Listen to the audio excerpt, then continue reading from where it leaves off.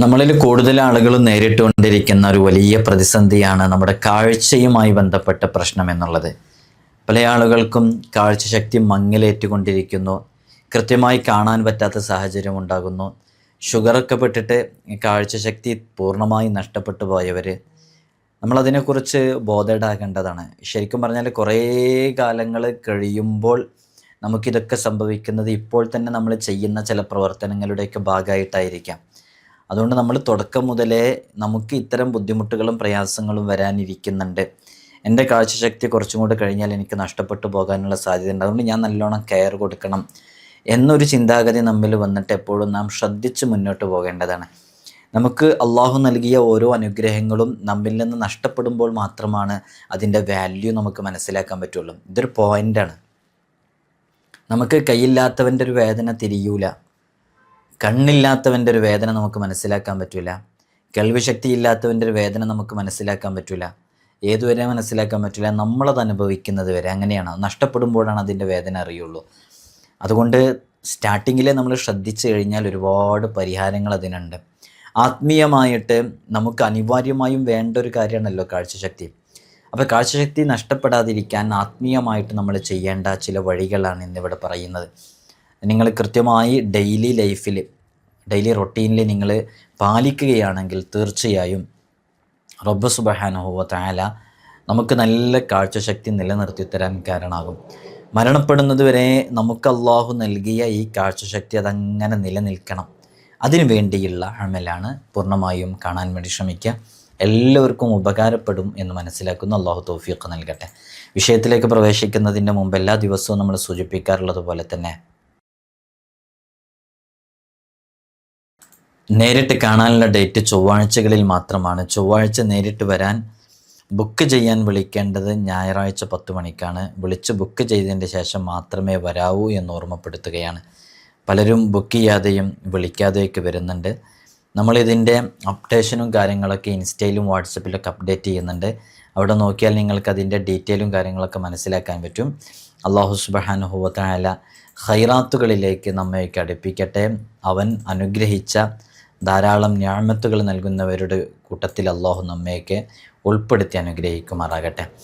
ഇൻഷാ അല്ലാഹ്. നമ്മുടെ കാഴ്ചശക്തി എന്ന് പറഞ്ഞാൽ ഇപ്പോൾ ഇത് കേൾക്കുന്നവരുടെ കൂട്ടത്തിൽ തന്നെ നന്നായിട്ട് കാഴ്ചശക്തി ഉള്ളവരുണ്ട് അല്ലേ? അത് നിലനിർത്തി തരാൻ വേണ്ടി എപ്പോഴും അള്ളാഹുവിനോട് ദുആ ചെയ്യണം. അതിനു വേണ്ടിയുള്ളൊരു ദുആ പറയുന്നുണ്ട് ഇൻഷാ അല്ലാഹ്. നമ്മളെ കാഴ്ചശക്തി യഥാർത്ഥത്തിൽ അത് നഷ്ടപ്പെടാതിരിക്കാൻ ഭൗതികമായി നമ്മൾ ചെയ്യേണ്ട കാര്യങ്ങൾ ചെയ്യുകയൊക്കെ വേണം കേട്ടോ. അതോടുകൂടെയാണ് നമ്മളീ പറഞ്ഞത്. ഇപ്പോൾ ഞാൻ കഴിഞ്ഞ ദിവസം ഒരാളെ പരിചയപ്പെട്ടു. ഇങ്ങനെ ഒരു വീട്ടിൽ പോയപ്പോൾ അദ്ദേഹത്തിനെ പരിചയപ്പെട്ടതാണ്. അദ്ദേഹം സംസാരിച്ചത് എനിക്കൊരു കുഴപ്പമില്ലായിരുന്നു. ഞാനിങ്ങനെ എൻ്റെ വാഹനം ഓടിച്ച് എൻ്റെ വീട്ടിൽ വന്ന് ഞാൻ കിടന്നുറങ്ങാൻ വേണ്ടി പോയി. എഴുന്നേറ്റ് നോക്കുമ്പോൾ എൻ്റെ കാഴ്ചശക്തി നഷ്ടപ്പെട്ടിരിക്കുന്നു, എനിക്ക് കാണാൻ പറ്റുന്നില്ല എന്ന് പറയുന്നു. വല്ലാത്തൊരു അനുഭവം. ഞാനത് കേട്ട് ഷോക്കായി പോയി ശരിക്കും. കാരണം അങ്ങനെ സംഭവിക്കുമോ എന്ന് വിചാരിച്ചിട്ട്. ചിലരൊക്കെ ഇങ്ങനെ പറയലുണ്ട്, തിമിരം വന്നു, കുറേ നാൾ കഴിഞ്ഞു, ഇങ്ങനെ ട്രീറ്റ്മെൻറ്റും കാര്യങ്ങളൊക്കെ ചെയ്തു, അങ്ങനെ പറയാറുണ്ട്. ഇതങ്ങനെയല്ല. അദ്ദേഹം വാഹനം ഓടിച്ച് വീട്ടിൽ വന്നു, സ്വന്തമായി ഡ്രൈവ് ചെയ്ത് രാത്രിയിൽ അങ്ങനെ വാഹനം ഓടിച്ച് വീട്ടിൽ വന്നിട്ട് അദ്ദേഹം നേരെ കിടന്നുറങ്ങാൻ വേണ്ടി നിൽക്കുന്ന സമയത്ത്, ഈ ഒരു കിടന്നുറങ്ങി എഴുന്നേറ്റ സമയത്ത് പിന്നെ അദ്ദേഹത്തിൻ്റെ ആ പഴയ അനുഗ്രഹം നഷ്ടപ്പെട്ട രൂപത്തിലാണുള്ളത്. അദ്ദേഹത്തിൻ്റെ വാഹനമൊക്കെ അവിടെ മൂടിക്കെട്ടി വെച്ചിട്ടുണ്ട്. വല്ലാത്തൊരു പരീക്ഷണം. ദുനിയാവുമ്പോൾ അങ്ങനെയുള്ള പരീക്ഷണങ്ങൾ ഉണ്ടാകും. എങ്കിൽ നമുക്ക് താങ്ങാവുന്നതേ റബ്ബ് നൽകുള്ളൂ. അപ്പോൾ നമ്മളതൊക്കെ എന്ത് ചെയ്യണം? ക്ഷമിച്ച് മുന്നോട്ട് പോകണം. എപ്പോഴാണ് എന്താണ് വരാമെന്ന് പറയാൻ പറ്റില്ലല്ലോ. അപ്പോൾ ഈ കാഴ്ചശക്തി നഷ്ടം അതിപ്പോൾ എന്തെങ്കിലും ഒരു കാരണം അതിന് പിന്നിലുണ്ടോ എന്ന് ചോദിച്ചാൽ ഞാൻ ചോദിച്ചു അദ്ദേഹത്തിനോട്. അപ്പോൾ ഡോക്ടേഴ്സും കാര്യങ്ങളൊക്കെ അതിന് അങ്ങനെ ചിലപ്പോൾ ഒക്കെ സംഭവിക്കാറുണ്ട്, അപൂർവമായിട്ട് സംഭവിക്കാറുണ്ട് എന്നൊരു എക്സ്പ്ലനേഷനാണ് കൊടുത്തത്. അള്ളാഹു നമ്മെ കാത്തു രക്ഷിക്കട്ടെ. അവർക്ക് അള്ളാഹു ആഫിയത്ത് കൊടുക്കട്ടെ, നല്ല കാഴ്ചശക്തി തിരിച്ചു നൽകട്ടെ. അങ്ങനെയൊക്കെ ദുആ നിങ്ങളൊക്കെ ആമീൻ പറയും എന്ന പ്രതീക്ഷയിലാണ് നമ്മളിതൊക്കെ ചെയ്യുന്നത്. അപ്പോൾ നമ്മുടെ കാഴ്ചശക്തി നമുക്ക് നഷ്ടപ്പെടാതെ അത് സ്ഥിരമായി നിലനിൽക്കണം. അപ്പോൾ അതിന് നമ്മൾ ഭൗതികമായി ചെയ്യേണ്ട കാര്യങ്ങളൊക്കെ നമ്മൾ എന്ത് ചെയ്യും വേണം. ഇപ്പോൾ പോഷകങ്ങൾ അടങ്ങിയിട്ടുള്ള സമീകൃത ആഹാരം കഴിക്കുന്നത് അത് കാഴ്ചശക്തി കൂടാനും പ്രായമാകുമ്പോൾ സാധാരണയായി കാണപ്പെടുന്ന അവരുടെ പ്രായവുമായി ബന്ധപ്പെട്ട കണ്ണ് രോഗങ്ങൾ വരുന്നതൊക്കെ കുറയ്ക്കാനും അത് കാരണമാകുന്നതാണ്. അപ്പോൾ പോഷകങ്ങളടങ്ങിയ സമീകൃത ആഹാരങ്ങൾ കഴിക്കുക എന്ന് പറഞ്ഞാൽ ഏതാ? അത് ഈ omega-3 ഫാറ്റി ആസിഡ്സ് അടങ്ങിയിട്ടുള്ള ഫുഡ് ഐറ്റംസ് കഴിക്കുക എന്നുള്ളതാണ്. നമ്മളൊരു വീഡിയോയിൽ അത് കൃത്യമായി പറഞ്ഞിട്ടുണ്ട്. omega-3 ഫാറ്റി ആസിഡ്സ് അടങ്ങിയിട്ടുള്ള, ആസിഡുകൾ അടങ്ങിയിട്ടുള്ള അത് പ്രധാനമായിട്ട് നമ്മുടെ ശരീരത്തിന് ഒരുപാട് ഉപകാരങ്ങൾ നൽകും. അത്തരം ഭക്ഷണ രീതികളെക്കുറിച്ചൊക്കെ നമ്മൾ പറഞ്ഞിട്ടുണ്ട്. അതിൽ ചിലതാണ് ഈ ഇലക്കറികൾ കഴിക്കുക എന്നുള്ളത്. ഇന്നിപ്പോൾ അതെല്ലാം പോയിട്ടോ, ഇലക്കറികൾ കഴിക്കുക, ആ ഒരു ചുറ്റുപാടും കാര്യങ്ങളൊക്കെ മാറി. ആർക്കും അത് ഇഷ്ടമില്ല. പുതിയതായി വരുന്ന തലമുറയിലെ ചെറിയ മക്കൾക്ക് തീരെയും അത് പിടിക്കൂല, ഇഷ്ടമില്ല. നമ്മളൊക്കെ അവർക്ക് കൊടുക്കണം. എന്തിനു കൊടുക്കണം? ഇതൊക്കെ കൊടുത്തു കഴിഞ്ഞാൽ അവർക്ക് കിട്ടുന്ന ഒരുപാട് ക്വാളിറ്റീസ് ഉണ്ട്. അവരുടെ ശരീരത്തിൽ ഉണ്ടായിരിക്കേണ്ട ഇൻറ്റേർണൽ ഓർഗൻസിനെ അവർക്ക് പോസിറ്റീവായി സംഭവിപ്പിക്കാവുന്ന ഒരുപാട് ഗുണങ്ങൾ കിട്ടാനുണ്ട്. അതൊന്നും കൊടുത്തില്ലെങ്കിൽ നഷ്ടപ്പെടും. ഈ ചീര, അതേപോലെയുള്ള ഇലക്കറികൾ, ഇല കൊണ്ടുണ്ടാക്കിയത്, ഇങ്ങനത്തൊക്കെ നമ്മൾ ഉൾപ്പെടുത്തിയാൽ അത് ഒരുപാട് കാര്യങ്ങളാണ്. അതുകൊണ്ട് നേട്ടങ്ങൾ, പ്രത്യേകിച്ച് കാഴ്ചയുമായി ബന്ധപ്പെട്ടൊക്കെ. നമ്മുടെ മക്കൾ ഇന്നത് കഴിക്കുന്നില്ല. നമ്മുടെ മക്കൾക്ക് ഇഷ്ടമുള്ള ജങ്ക് ഫുഡ്സും ഫാസ്റ്റ് ഫുഡ്സൊക്കെ വാങ്ങിച്ചു കൊടുക്കുന്നു. എന്നിട്ട് ഇത് കാരണമായിട്ട് അവർക്ക് എന്തെങ്കിലും ഭാവിയിൽ രോഗം ഉണ്ടാകുമ്പോൾ അതിന് നമ്മൾ നമ്മുടെ വീടും പുരയിടമൊക്കെ വിറ്റ്, സ്ഥലമൊക്കെ വിറ്റ് അതിനു വേണ്ടി നമ്മൾ വല്ലാതെ സ്ട്രഗിൾ ചെയ്യുന്നു, പ്രയാസപ്പെടുന്നു. നേരെ മറിച്ച് ചെറുപ്പത്തിലെ നമ്മുടെ മക്കളെ നമ്മൾ ഇത്തരം ഇലക്കറികളും ഇങ്ങനെയുള്ള പയറുവർഗ്ഗങ്ങളൊക്കെ ഉൾപ്പെടുത്തിയിട്ടുള്ള ഭക്ഷണങ്ങൾ കൊടുത്താൽ നമുക്കൊരുപാട് നേട്ടങ്ങളുണ്ട്. ഭാവിയിൽ നമ്മൾ ഈ ഹോസ്പിറ്റലിൽ ലക്ഷങ്ങൾ മുടക്കിയിട്ട് ട്രീറ്റ്മെൻറ്റ് ചെയ്യേണ്ടത് ഒരുവിധം നമുക്ക് തടയാൻ പറ്റും. മാത്രമല്ല, ഈ പറഞ്ഞ പോഷകാഹാരങ്ങൾ കഴിക്കാൻ ചിലവ് കുറവാണ്. നമ്മളൊരു ജങ്ക് ഫുഡ്സും ഫാസ്റ്റ് ഫുഡ്സും ഒക്കെ കഴിക്കുകയാണെങ്കിൽ അതിന് എക്സ്പെൻസ് കൂടുതലുമാണ്. എല്ലാം കൊണ്ടും നമുക്കതാണ് ഗുണം. നമ്മുടെ സാമ്പത്തികമായിട്ട് നോക്കുമ്പോൾ അതാണ് ഗുണം. അതിനോടൊപ്പം തന്നെ ഭാവിയിൽ നമ്മുടെ മക്കൾക്ക് വേണ്ടിയിട്ട് നമുക്ക് വേണ്ടിയൊക്കെ വലിയ ചിലവ് ഹോസ്പിറ്റലിൽ കൊണ്ടുപോയി കൊടുക്കേണ്ടതുമായി ബന്ധപ്പെട്ടും നമുക്ക് വലിയ ഗുണം അതുകൊണ്ട് ലഭിക്കും. അതേപോലെ തന്നെ മത്സ്യങ്ങൾ, ഇത് നന്നായിട്ട് കഴിക്കാൻ വേണ്ടി കൊടുക്കുക. ഈ വാൽനട്ട്, ചിയാ സീഡ്സ് അറിയില്ല, ചിയാ സീഡ്സ്, അതേപോലെ തന്നെ അങ്ങനെയുള്ള ഒരുപാട് സംഭവങ്ങളുണ്ട്.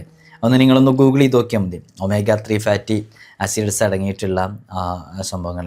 അത് നമ്മുടെ കണ്ണുകളെ സംരക്ഷിക്കാൻ കാരണമാകും. ചില ആളുകളൊക്കെ കണ്ടിട്ടില്ലേ, ഈ സെലിബ്രിറ്റീസുകളൊക്കെ അവർ പുറത്തിറങ്ങുമ്പോൾ ഈ സൺഗ്ലാസ് വെക്കും. ഈ സൺഗ്ലാസ് വെക്കുന്നത് വിലപിടിപ്പുള്ള നല്ല ലക്ഷറി ആയിട്ടുള്ള സൺഗ്ലാസ്സൊക്കെ വെക്കുമ്പോൾ പലരും വിചാരിക്കും അവരിതൊക്കെ വെക്കുന്ന യഥാർത്ഥത്തിൽ ഒരു സ്റ്റൈലിന് വേണ്ടി വെക്കുന്നതാണ്. കേവലം അതൊരു സ്റ്റൈലിന് വേണ്ടി മാത്രമല്ല, ഈ സൂര്യനിൽ നിന്ന്, സണ്ണിൽ നിന്ന് വരുന്ന ഈ അൾട്രാ വയലറ്റ് രശ്മികൾ, UV, ഈ രശ്മികളൊക്കെ പുറപ്പെടുവിക്കുന്ന ഇത്തരം ഇതൊക്കെ ചിലപ്പോൾ നമ്മുടെ കാഴ്ചശക്തിയുമായി ബന്ധപ്പെട്ട പ്രയാസങ്ങളും ബുദ്ധിമുട്ടുകളൊക്കെ ഉണ്ടാക്കും. അതില്ലാതിരിക്കാൻ വേണ്ടിയിട്ടാണ് ഇത്തരം കാര്യങ്ങളൊക്കെ ചെയ്യുന്നത്. അപ്പോൾ നമ്മൾ ഇത്തരം വിഷയങ്ങളൊക്കെ നേരത്തെ മനസ്സിലാക്കിയിട്ട് നമ്മൾ അതിനു വേണ്ടി ചെയ്യേണ്ടതൊക്കെ നന്നായിട്ട് ചെയ്യണം. ഞാൻ ഇന്നിവിടെ പറയുന്ന ഇതൊന്നല്ല, ആത്മീയമായിട്ട് നമ്മൾ ചെയ്യേണ്ട ചില കാര്യങ്ങളുണ്ട്, അത് കൃത്യമായിട്ട് ചെയ്യുക എന്നുള്ളതാണ്. ഈ മൈഗ്രെയിൻ, തലവേദനയൊക്കെയുള്ള ആളുകൾക്ക് പലപ്പോഴും കാഴ്ചയുമായി ബന്ധപ്പെട്ട പ്രശ്നങ്ങൾ ഉള്ളവരുണ്ട്. അപ്പോൾ അത് നെവർ മൈൻഡ് ആക്കാതെ സ്റ്റാർട്ടിങ്ങിലെ ആ പ്രശ്നങ്ങൾക്ക് എന്താണ് നമ്മൾ ചെയ്യേണ്ടത് എന്നുള്ളത് കൃത്യമായി മനസ്സിലാക്കിയിട്ട് തന്നെ ചെയ്യാം. ചിലപ്പോൾ നമ്മൾക്ക് കണ്ണ് രോഗങ്ങളുമായി ബന്ധപ്പെട്ട് കണ്ണിൻ്റെ ഉള്ളിലേക്ക് ഉറ്റിക്കേണ്ട മറ്റേ മെഡിസിൻസൊക്കെ തരും. അതൊക്കെ നമ്മൾ കൃത്യമായിട്ട് യൂസ് ചെയ്യുമ്പോൾ അതിൻ്റെ ഡോസും അതിൻ്റെ കണക്കും അനുസരിച്ച് മാത്രം യൂസാക്കാം. അങ്ങനെയും കണ്ണ് രോഗവുമായി ബന്ധപ്പെട്ട വിഷയങ്ങൾ വരാറുണ്ട്. തിമിരൊക്കെ തിമിരൊക്കെ ഉള്ള ഒരുപാട് ആളുകളുണ്ട്. അപ്പോൾ പ്രായമായവരിലാണ് താരതമ്യേന അത് കൂടുതലായിട്ട് കണ്ടുവരുന്നത്. അപ്പോൾ അത് കാഴ്ചശക്തി കുറയുന്നത്, ഈ തിമിരം വന്നു കഴിഞ്ഞാൽ കാഴ്ചശക്തി കുറയുന്നതുമായി ബന്ധപ്പെട്ട ലക്ഷണമാണത്. ഗ്ലൂക്കോമയുള്ളവരുണ്ട്, ഈ ഡയബറ്റിക് ഉള്ള ആളുകൾ, പ്രമേഹമുള്ള ആളുകൾക്ക് അതിലെ ഈ ഷുഗർ ശരിക്ക് കണ്ണിലെ റെറ്റിനയെ ബാധിക്കുകയും അത് പുതിയ രക്തക്കുഴലുകൾ രൂപപ്പെടാൻ കാരണമാകുകയും ചെയ്യും. അങ്ങനെ അതുമായി ബന്ധപ്പെട്ടവർക്ക് രോഗങ്ങൾ വരും. അപ്പോൾ ഇതിനൊക്കെ നമുക്ക് പരിഹാരങ്ങൾ അപ്പോൾ ചെയ്ത് തന്നെ മുന്നോട്ട് പോയില്ലെങ്കിൽ പിന്നീടത് നമ്മുടെ വിഷയങ്ങളൊക്കെ ബാധിക്കും. അപ്പോൾ അത്തരം വിഷയങ്ങളൊക്കെ നല്ലോണം ശ്രദ്ധിക്കുക.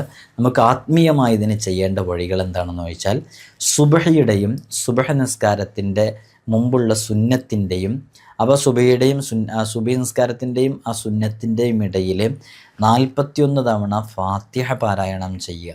അങ്ങനെ ഫാത്തിഹ പാരായണം ചെയ്താൽ കണ്ണുമായി ബന്ധപ്പെട്ട രോഗങ്ങൾക്ക് അത് ശിഫ നൽകപ്പെടും എന്നുള്ളതാണ്.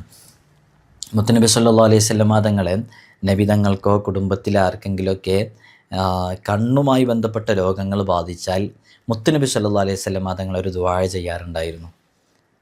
അപ്പോൾ നിങ്ങൾ ആ ദുആൻ്റെ ഒരു പവിത്രത മനസ്സിലാക്കണം. നബിതങ്ങളുമായി ബന്ധപ്പെട്ട ആർക്കോ കുടുംബങ്ങളിലുള്ളവർക്കോ കണ്ണ് രോഗം ബാധിച്ചാൽ അള്ളാൻ്റെ ഹബീബ് സല്ലല്ലാഹു അലൈഹി വസല്ലമ തങ്ങൾ ദുആ ചെയ്തിരുന്ന ദുആ നമുക്ക് നമ്മുടെ കണ്ണുവേദനയ്ക്ക് ദുആ ചെയ്യാം. ഏതാണ് ആ ദുആ? ഇമാം ഹാക്കിം ഉദ്ധരിക്കുന്നുണ്ട്, അല്ലാഹുമ്മ മത്തിഅനി ബിബസരി വജഅൽഹുൽ വാരിസ മിന്നി വഅരിനി ഫിൽ അദുവ്വി സഇരി വൻസുർനി അലാ മൻ ളലമനി എന്ന് പറയുന്ന ദുആ. ഈ ദുആ നമ്മൾ പതിവാക്കുക. ഞാനത് എഴുതിയിട്ടില്ല. ഇൻഷാ അല്ലാഹ് ഇൻസ്റ്റാഗ്രാമിൻ്റെ ബ്രോഡ്കാസ്റ്റ് ലിസ്റ്റിൽ അത് എഴുതിയത് ഞാൻ അയക്കുന്നുണ്ട്. അതിൽ നോക്കിയാൽ നിങ്ങൾക്ക് മനസ്സിലാക്കാൻ പറ്റും. അപ്പോൾ വളരെ ആത്മാർത്ഥമായിട്ട് അത് നമ്മൾ ദുആ ചെയ്യുക. ഹബീബായ തങ്ങൾ മറ്റുള്ളവർക്ക് വേണ്ടിയിട്ടും നബിതങ്ങൾക്ക് വേണ്ടിയൊക്കെ ദുആ ചെയ്തതാണ്.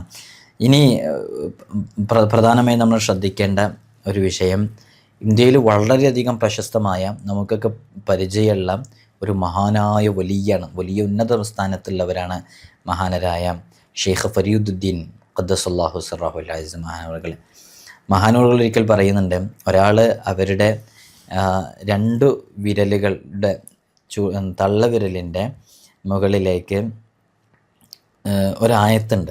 ആയത്ത് ഞാൻ അവസാനം പറയാം. ആ ആയത്ത് ഓതിയിട്ട് അത് ചുംബിച്ച് കണ്ണിങ്ങനെ തടവിയാൽ 7 തവണ ആയത്ത് ഓതണം. അങ്ങനെ കണ്ണ് തടവിയാൽ ആ രോഗം, കണ്ണുമായി ബന്ധപ്പെട്ട ആ രോഗം ശിഫയാകും.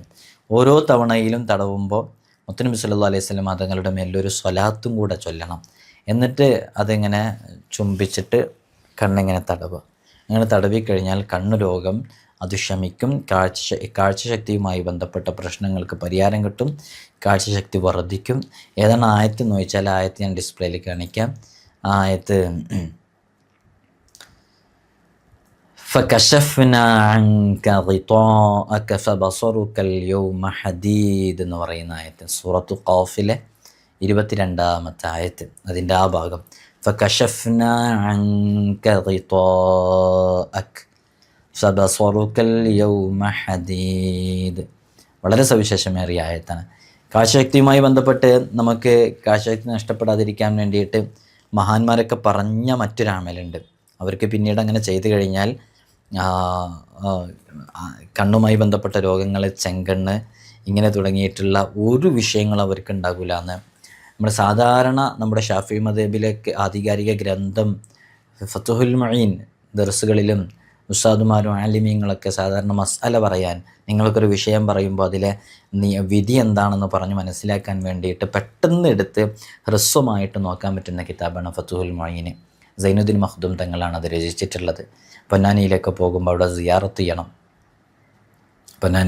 അതേപോലെ പൊന്നാനിയിൽ സൈനുദ്ദീൻ മഖ്ദൂം തങ്ങളുടെ ഒരുപാട് പരമ്പര അവിടെയുണ്ട്, കുഞ്ഞിപ്പള്ളിയിലുണ്ട്. അവിടെയൊക്കെ പോകുന്ന സമയത്ത് സിയാറത്ത് വർദ്ധിപ്പിക്കണം. അവിടെയൊക്കെ ഒരുപാട് മുസന്നിഫീങ്ങൾ അന്ത്യവിശ്രമം കൊള്ളുന്നുണ്ട്. ഫത്ഹുൽ മുഈനിൽ ഉൾപ്പെടെയുള്ള ഒരുപാട് കിതാബുകളുടേത് ഈ പറഞ്ഞ 2 പള്ളികളിലുമായി അന്ത്യവിശ്രമം കൊള്ളുന്നുണ്ട്. അവിടെയൊക്കെ പോകുന്ന വഴിയോരങ്ങളിൽ സിയാറത്ത് ചെയ്യാം. മഹാന്മാരുടെ മദദു നസ്റൊക്കെ കിട്ടും. എന്താണ് പറഞ്ഞതെന്ന് ചോദിച്ചാൽ, അഷ്ഹദു അന്ന മുഹമ്മദർ റസൂലുള്ളാഹ് എന്ന് പറയുന്ന സമയത്ത്, അഷ്ഹദു അന്ന മുഹമ്മദർ റസൂലുള്ളാഹ് എന്ന് പറയുന്ന സമയത്ത് മുഹമ്മദ് എന്നുള്ള പദം കേൾക്കുമ്പോൾ മർഹബൻ ബി ഹബീബി വ ഖുറത്തി ഐനി മുഹമ്മദ് ബിൻ അബ്ദില്ലാഹി സ്വല്ലല്ലാഹു അലൈഹി വസല്ലം എന്ന് പറഞ്ഞ് ഈ തള്ളവിരലുകളിൽ ചുംബിക്കുകയും ആ വിരലുകൾ കൊണ്ട് കണ്ണുകളെ തടവുകയും ചെയ്താൽ അവന് കണ്ണുരോഗവുമായി ബന്ധപ്പെട്ട, കണ്ണുകളുമായി ബന്ധപ്പെട്ട വിഷയങ്ങളൊന്നും ഉണ്ടാകില്ല. ഇത് ഈ പറയുന്ന ഫത്ഹുൽ മുഈനിനെ വിശദീകരിച്ച് മഹാനരായ മുഹമ്മദ് ഷത്തദ്ദമ്യാത്തി സയ്യിദുൽ ബക്കരി റഹ്മത്തുള്ളാഹി അലൈഹി അവിടുത്തെ വിഖ്യാതമായ ഈ ആനത്ത് ത്വാലിബീനിൽ കൃത്യമായി രേഖപ്പെടുത്തി വെച്ചതാണ്. നമ്മളൊക്കെ ദർസിൽ ഓതി പഠിക്കുന്ന കാലം മുതലേ നമ്മളിത് കേൾക്കുന്നതാണ്, മനസ്സിലാക്കുന്നതാണ്.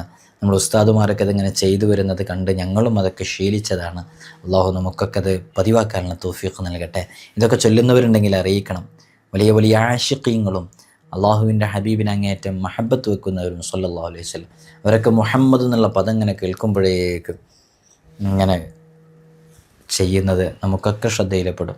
അള്ളാഹു ഹബീബായ തങ്ങളെ അങ്ങേയറ്റം ഇഷ്ക് വെക്കാനും അവിടത്തോട് മഹബത്ത് വെക്കാനും അത് കാരണമായിട്ട് നാളെ ഷഫാഅത്ത് ലഭിക്കാനും ആ കൂട്ടത്തിലൊക്കെ അള്ളാഹു നമ്മെ ഉൾപ്പെടുത്തട്ടെ. നിങ്ങളൊക്കെ ദുആ ചെയ്യണം. അസ്സലാമു അലൈക്കും വറഹ്മത്തുള്ളാഹി വബറകാതുഹു.